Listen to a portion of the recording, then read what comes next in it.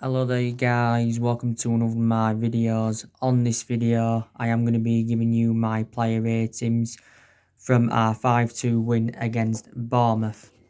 I did say on my match reaction I will be coming up with my player ratings. My match reaction now is just uploading.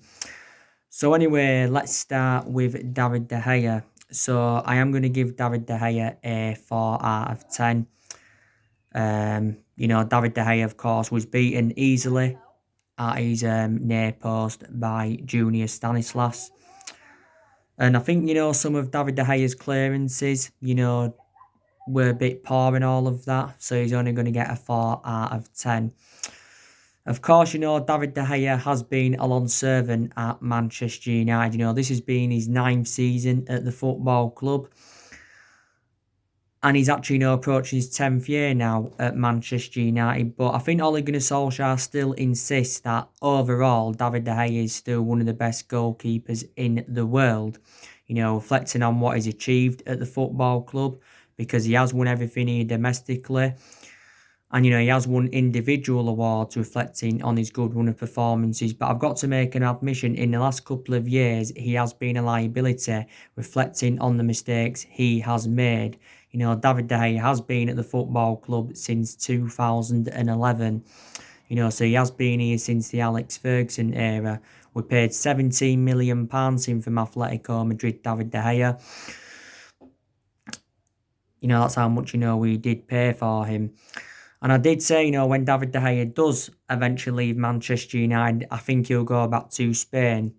The main explanations is because David De Gea is born in Spain. He began his footballing career in Spain. His relatives are from Spain. His girlfriend's from Spain. And back in 2015, he was very, very close to joining Real Madrid. But due to the fax machine, the deal never materialised. This is why his move to Real Madrid didn't materialise, yeah. And last September, David De Gea signed a 4-year deal at Manchester United worth $375,000 a week. So he's the highest paid goalkeeper in the world, and he's the highest paid at the football club. But he's going to remain our number one, obviously, for the remainder of this season. Maybe next season as well, he's going to remain our number one. But some Man United fans are saying next season, Dean Henderson should become our number one goalkeeper. So I'm only going to give him a 4 out of 10, David De Gea. In the game against Brighton, he made 2 good saves, to deny Aaron Connolly and Maupay. They're the 2 good saves he did make. Don't forget, David De Gea was criticised in our 1-1 draw against Tottenham. Because obviously, he should have kept out Steven Bergwijn's shot. David De Gea is now in his late 20s and that. So, yeah. And Wan-Bissaka, I thought he had a very, very good game today. I'm going to give him a 7 out of 10. I thought, showed good attacking intent. Defensive contribution, very, very good. Also got in some good crossing positions, did Wan-Bissaka. And I think Bissaka's enjoyed an exceptional first season for Manchester United. He really, really has.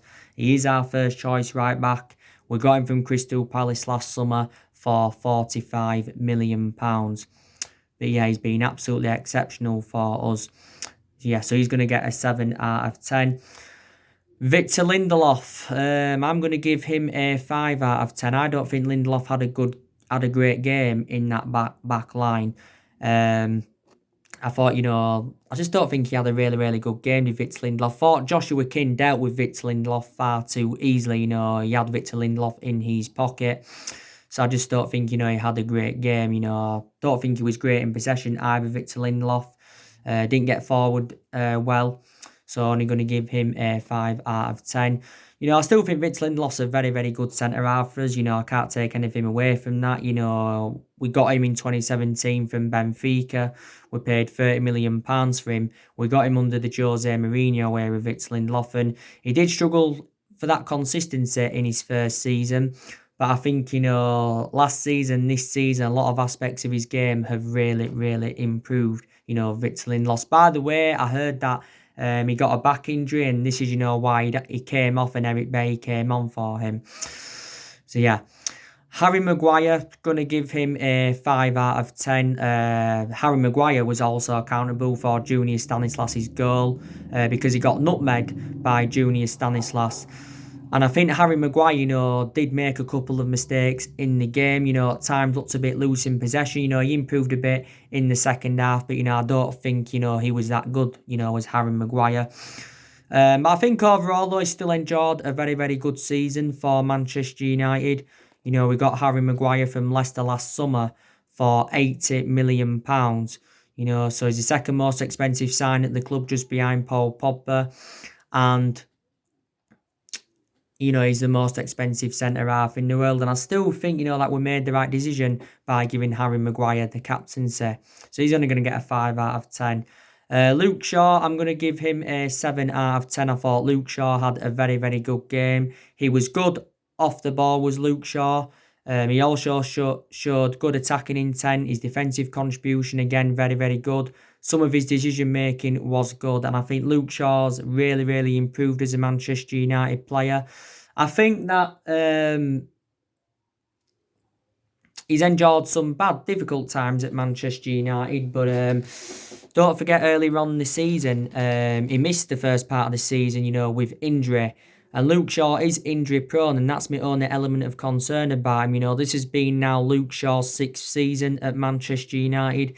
We paid £30 million for him from Southampton.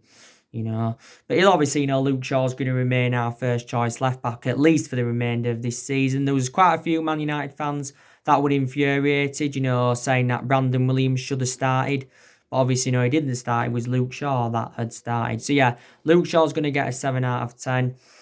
Paul Pogba, going to give him a 8 out of 10. I thought, again, Paul Pogba made a fantastic impact in that midfield.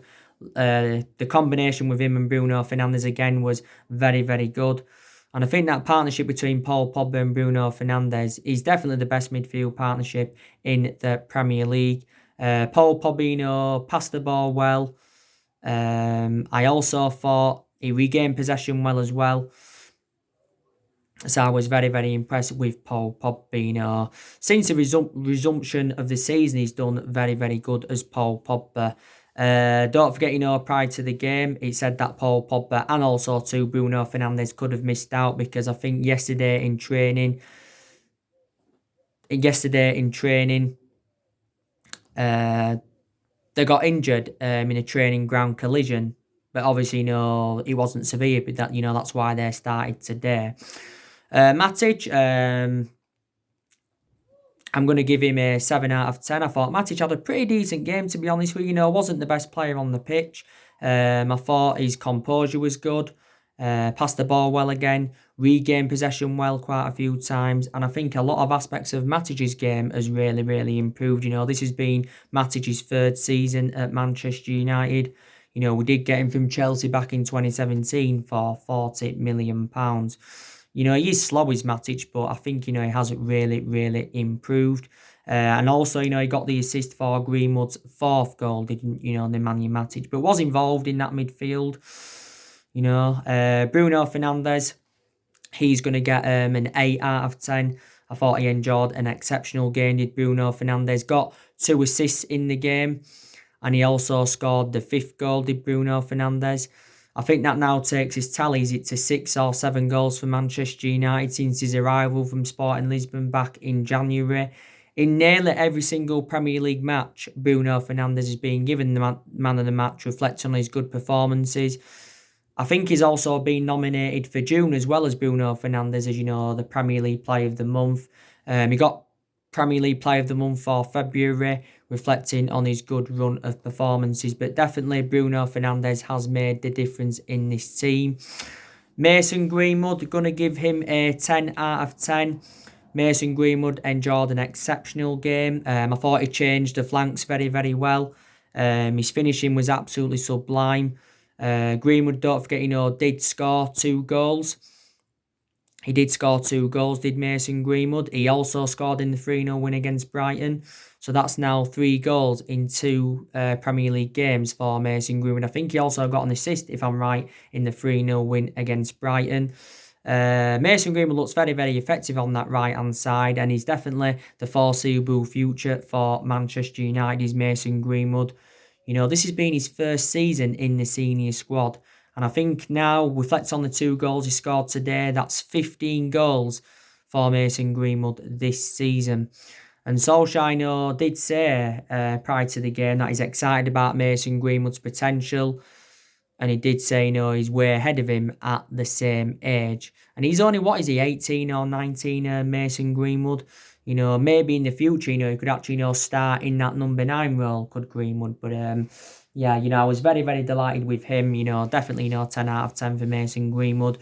Marcus Rashford, I'm going to give him a 8 out of 10. I thought Rashford had a very, very good game.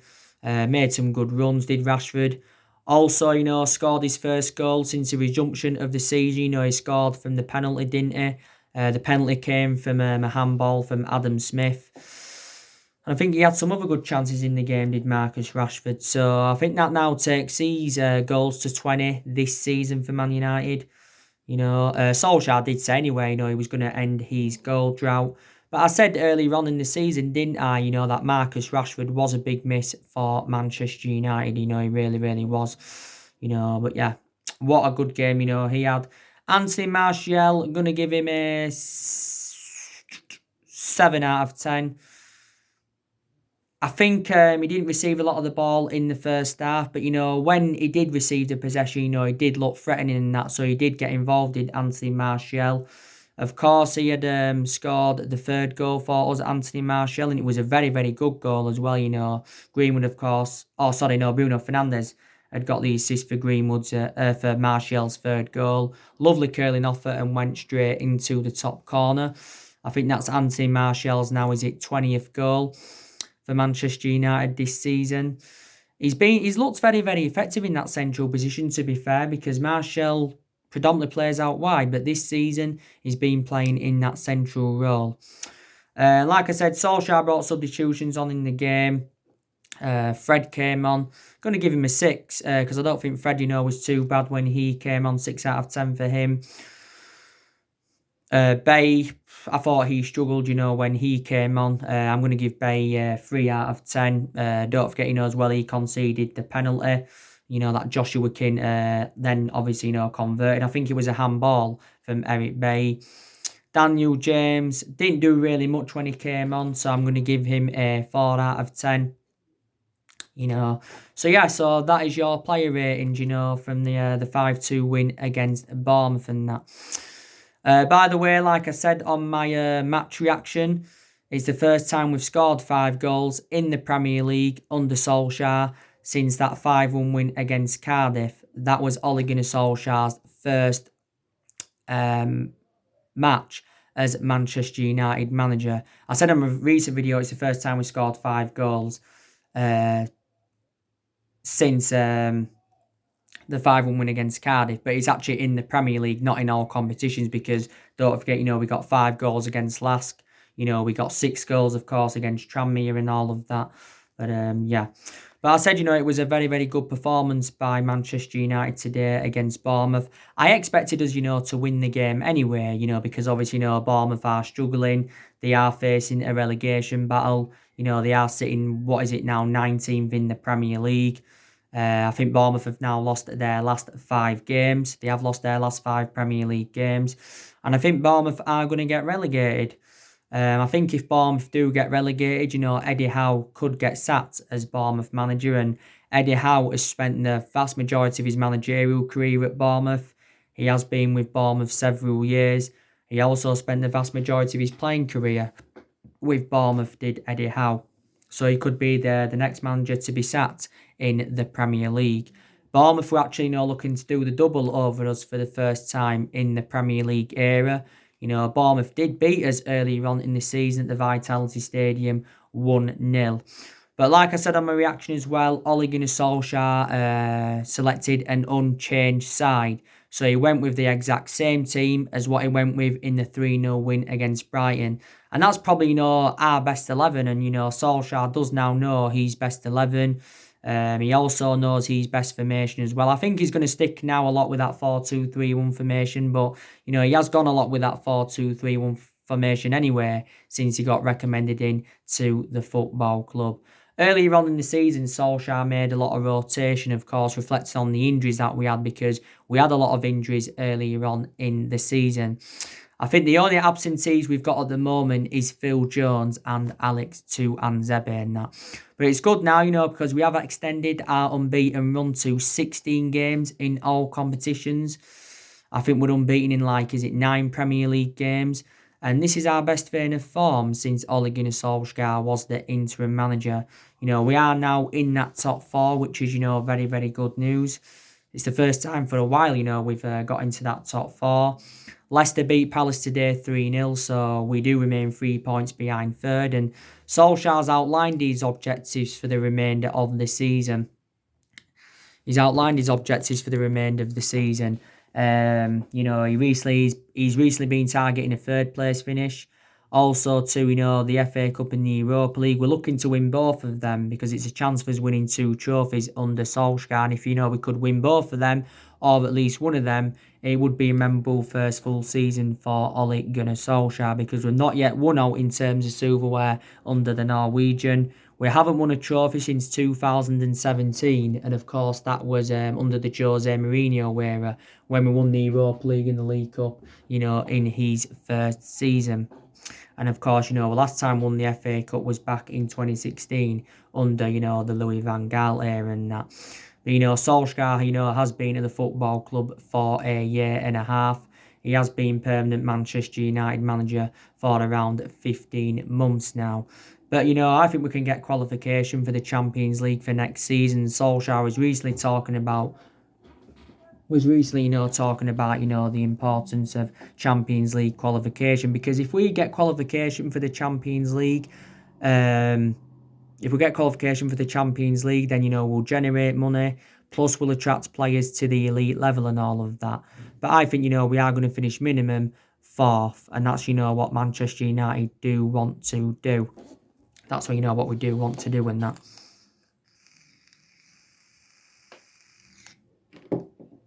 But I'm really, really delighted because a lot of aspects of our game have really, really improved. We are now creating more chances. I think today's game we had a good, 19 shots? I think we had around 10 of them shots on target in that. We're scoring more goals. We're being more clinical in front of goal. Defensively, we do look better, but we weren't good at times defensively today. Like I said, Lindelof and Maguire struggled in that back line and that, Don't get me wrong, there's still deficiencies in the squad that do need to be addressed. Solskjaer's already said he's still looking to recommend a striker in. He obviously wants to bring a right winger in. Maybe he's still looking to bring a midfielder in. Maybe he's still looking to bring a centre-half in and that. But I think we're probably going to make around 1 or 2 signings in the summer transfer window. I don't think we'll make 3 or 4. I'm unsure how much we're going to get to spend in the summer transfer window because Solskjaer did say the other week he's unsure how much we're going to get to spend because of the financial impacts of the coronavirus pandemic. I heard a couple of weeks ago that allegedly our transfer budget had been revealed and it says we're going to get around 270 million, 269 million to spend in the summer transfer window on that.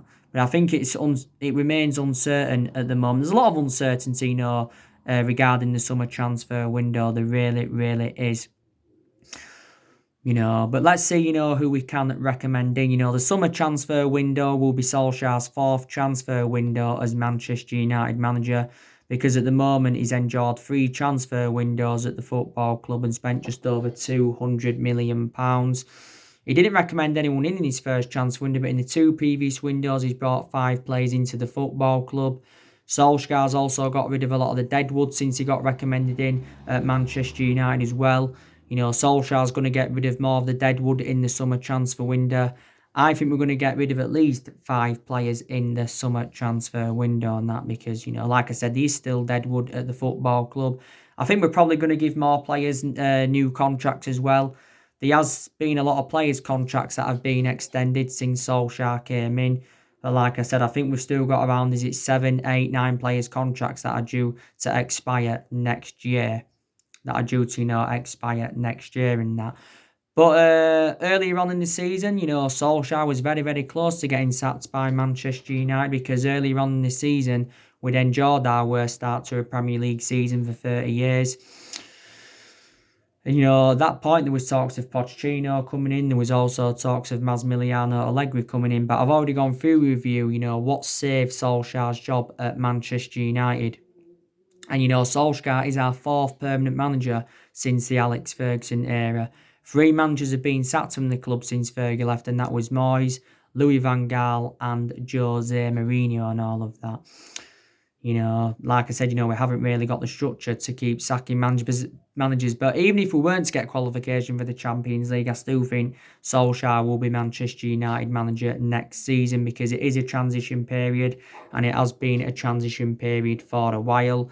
Solskjaer's already confirmed our transfer expectations. He says we've got to make a couple of good decisions in the summer transfer window if we want to be up there. And I said, didn't I, next season our expectations will be to challenge for that Premier League title. But I think next season we are capable of challenging the likes of Manchester City and Liverpool and all of that. And Solskjaer recently challenged us to go unbeaten for the remainder of the season. There's been a lot of Manchester United fans saying that we have got the easiest running. Even I said it as well. I will make that admission, but Solskjaer did say we haven't got an easy running because, we've got points to prove against the teams that we struggled against earlier on in the season. Earlier on in the season, we lost at home to Palace. That's coming up soon. Earlier on in the season, we drew Villa 2-2. That's also our next game. Earlier on in the season, we lost to West Ham 2-0. That's also coming up very, very soon. Earlier on in the season, we drew with Southampton 1-1. That's also coming up very, very soon as well. So we've got to prove a point against these teams. We have got Leicester on the final day of the season. I think that's probably the hardest game now we have got, to be quite honest with you. But there again, Solskjaer recently come out and said, the battle for the top four will go down to the wire. This is, what he does believe, because he still believes that, there's quite a lot of clubs, in that top four race. There's a lot of clubs, still in that top four race. Against Villa, we should be beating them, Aston Villa. But hopefully we can challenge for the title next season, because this has been the 7th season now. We have failed to mount any kind of title challenge up, and we haven't won the Premier League since 2013. The last time we won it was in Alex Ferguson's last season and all of that. I'm starting to see glimpses now of the Alex Ferguson days, because under Alex Ferguson, we was very dominant. We was always competitive in the transfer markets. The fear factor was there under Ferguson. We seldom lost under Ferguson as well. I think the lowest we finished under Ferguson was 3rd. So that just indicates how dominant we were under Alex Ferguson for all them years. Ferguson endured 26 years at the club and endured 22 years of success, because he didn't win out in his first 4 years at Manchester United and that. So maybe, Solskjaer, could be the next Ferguson. Maybe he won't be the next Ferguson, but I definitely don't think he'll last as long as Alex Ferguson did. Maybe Solskjaer could emulate into the next year and Klopp, maybe in that. But yeah, like I said to you before, even when I was critical of Solskjaer earlier on in the season, I want things to work out under him, because at the end of the day, he's a club legend. He was a great player for the football club for 11 years and all of that. There's a chance, we could sign Jadon Sancho in the summer transfer window.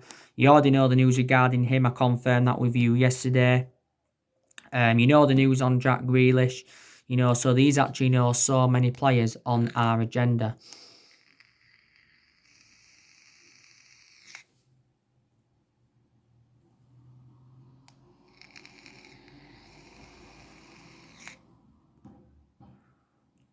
These so many players, on our agenda and that. And, there's been a lot of long-serving players at Manchester United, and there's still some long-serving players here now. Of course, you've got Mata now, that's into his 6th season. Martial, this has been his 5th season at the club. You've got Pogba, this has been his 4th season. Rashford, he's been in our senior squad since 2016.